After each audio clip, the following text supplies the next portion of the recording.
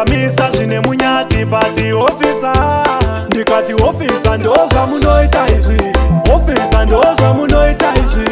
Ndakaona njema vachiisa, vakuru vaitopisa kupfuura giza. Ndikati ofisa ndozva munoita izvi, ofisa ndozva munoita izvi. Ndakaona njema vachiisa, vakuru vaitopisa kupfuura giza. Chinzwaka zvakaitika makuseni kuma avenues tiri pa off 10 pa 10 off.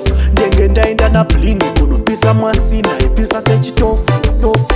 Semunhu ainge akarongerwa dhiri ndaiziya kuti chinotenderera ivhiri. Ndakaona pachipinda vasikana vatatu ndofunga mangoonera dhiri. Taifara zvaidzika mukatikati, takaitangidza kuwadzana expati. Takadzikisira mamba zvekuti takasvikirwa tadhakwa semamuvi epapunjabi. Ofisa vakapinda vakachaja zvekuva vakupura mhiripiri yemuaja. Vaitarira kufesi kana structure. Ndikati ofisa ndozva munoita izvi, ofisa ndozva munoita izvi. Ndakaona njema vachiisa, vakuru vaitopisa kupfuura giza. Ndikati ofisa ndozva munoita izvi, ofisa ndozva munoita izvi. Ndakaona njema vachiisa, vakuru vaitopisa kupfuura giza.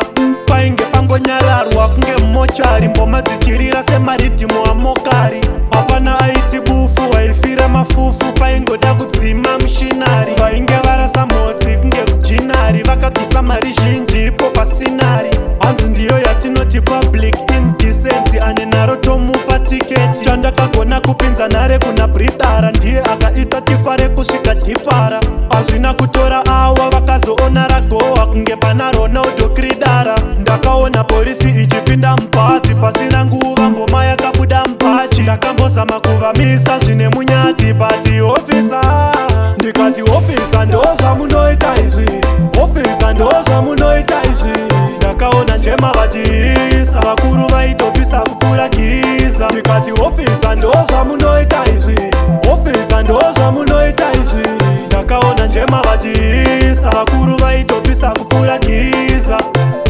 Chinzwaka zvakaitika makuseni kuma avenues tiri pa off 10 pa 10 off. Ndenge ndaenda nablingi kunopisa mwasina ipisa sechitofu tofu. Semunhu ainge akarongerwa dhiri ndaiziya kuti chinotenderera ivhiri. Ndakaona pachipinda vasikana vatatu ndofunga mangoonera dhiri. Taifara zvaidzika mukatikati, takaitangidza kuwadzana expati. Takadzikisira mamba zvekuti takasvikirwa tadhakwa semamuvi epapunjabi.